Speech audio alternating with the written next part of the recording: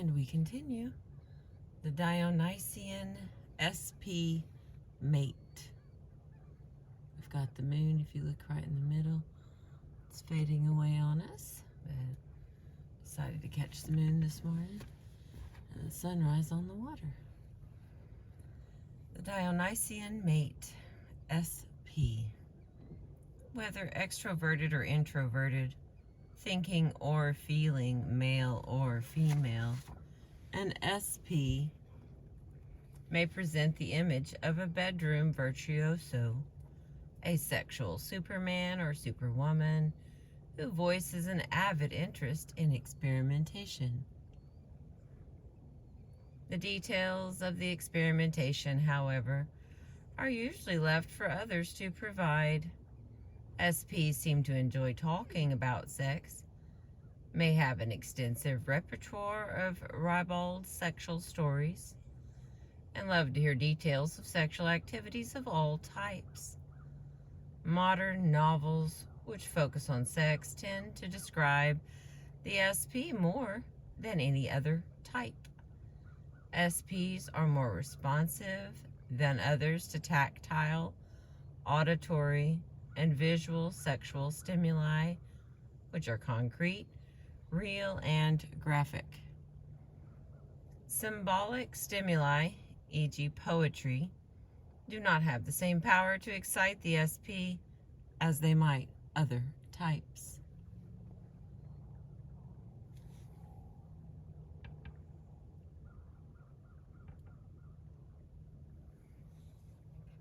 The attitude that living is to be enjoyed applies to sex as well as work, play, or sleep.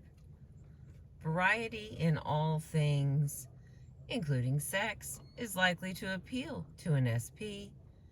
An SP can become sexually excited by expressions of conflict, as well as of lust and love, and perhaps will find quarreling, tears, and anger, whether these emanate from themselves or their mates, sources of stimulation. Horror movies, disaster and war films, pictorial presentations of the cruel, the terrifying, the graphically erect may excite an SP. The slow-moving love story is less likely to appeal, eliciting impatience in the SP to get on with it. The larger-than-life love goddess or sexual superhero performing on the screen can titillate an SP who is the hedonic style, is ever seeking excitement and adventure. Romeo and Juliet, Heloise and Abelard were clearly not SPs. In fact, the two pairs of lovers and their styles of loving may appear to an SP to be rather pitiful.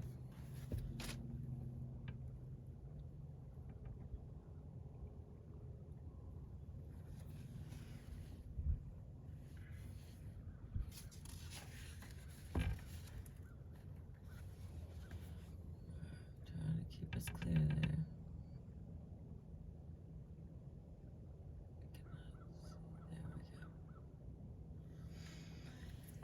An SP is likely to be compliant and agreeable with whatever is happening in the sexual sphere. They may seem quite decisive in sexual choices, but this is apt to be the result of impulse, rather than the carefully thought through decisions that would characterize an NT. SPs can find themselves quickly involved with another, only to find this liaison a burden. Then they might be puzzled as to how to go about getting uninvolved. Confrontation is not likely to seem to be the way to solve this problem. Rather, absence and silence are more likely to be the solution of choice. Long, drawn-out courtships are not apt to hold the attention of SPs, oriented as they are by their need for freedom, which includes being able to express emotions as they occur. Expressions of deep emotional commitment directed toward an SP are apt to cause the SP to become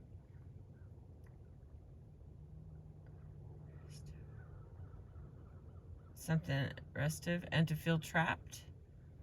Under pressure, an SP is capable of tactlessness and even brutality, but once the scene is over, may be quite oblivious to any scars marring their relationship. If an SP does not meet another's expectations, he or she is readily willing to reform. Although it usually turns out that the promised new behavior doesn't last long. Generally, SPs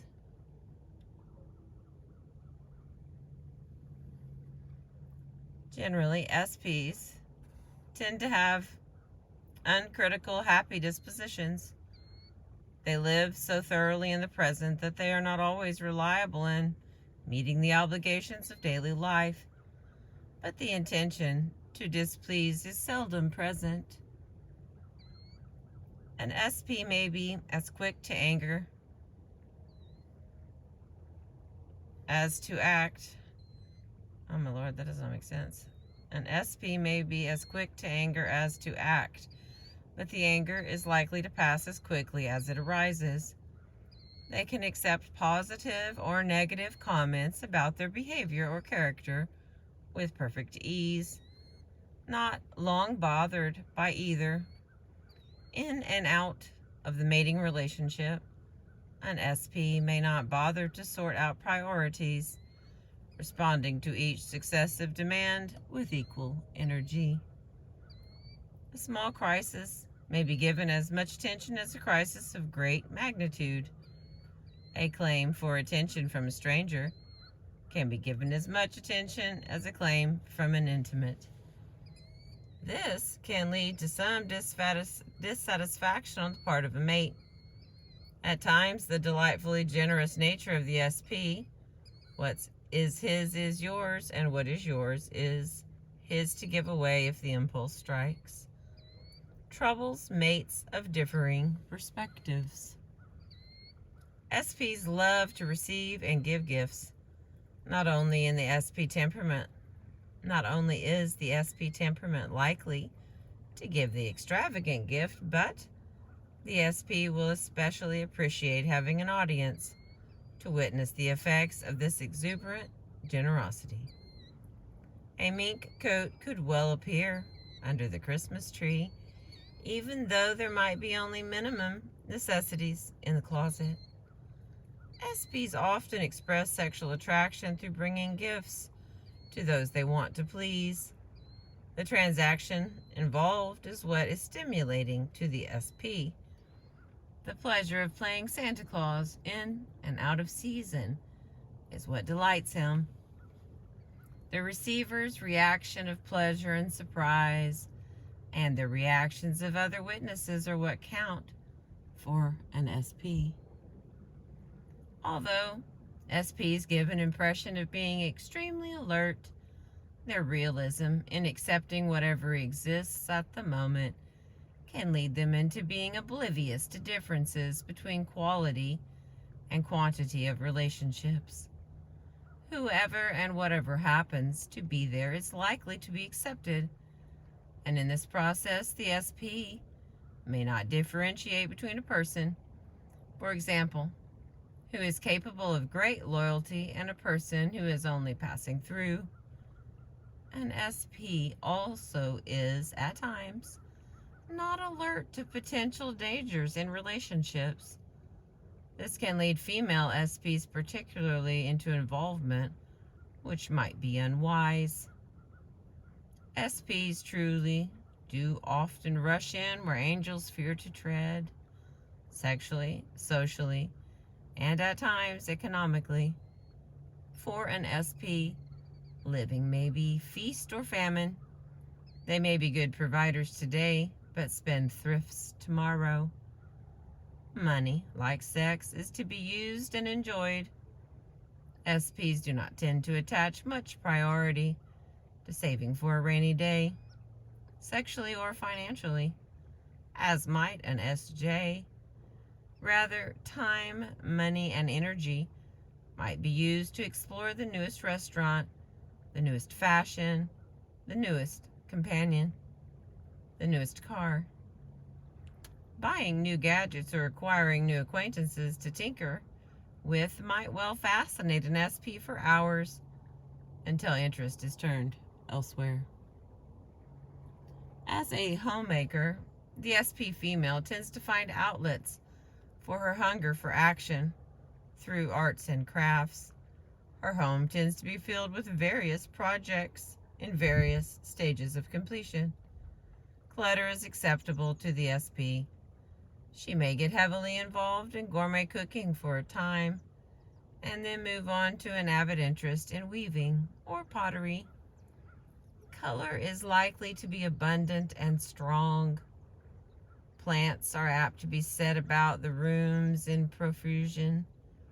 Drop-in guests are sure to be welcome almost any time, and the SP female is not apt, as would the SJ, to be put off balance by a less than guest-ready home. She is more likely to share cheerfully and freely whatever is there, pushing aside current projects to make seating or eating room. The SP mother is likely to be very much in charge of her children. She is not subject to the notion that she ought to be of service to her children, nor does this mean she is subject to guilt, wondering whether she is doing the right thing or whether she did the same thing as other types. She does what seems right at the moment, and that is that. More often than not, she expects and gets obedience, although she also allows her children a great deal of autonomy. She cannot be conned by her children and does not allow them to rule her. It is perhaps easier for the SP mother to allow others to participate in the raising of her children than it is for other temperaments. When her firstborn goes to kindergarten, for example, the SP mother is apt to take it in her stride in a way other types may not. SPs are usually energetic propagandists for their own personalities, and sexually they promote themselves well, whether extroverts or introverts. They are very likely to obtain the mate of their choice in a whirlwind courtship. If the SP's mate does not project onto the SP unrealistic expectations, the relationship can develop into a satisfactory, active way of life. If the SP is expected to be someone he or she is not, disappointment may be in store for both. Given a reasonable degree of compatibility in sexual rhythm, SPs are not apt to dissolve their relationships with selected mates. Unlike the NF, who is haunted by his lifelong romantic quest for the perfect love, the SP is not inclined to fantasize that another choice would have been all that much different. And that is the end of that one. The next one will be the Dionysian Mate, SJ. Thank you for being with me. I appreciate you.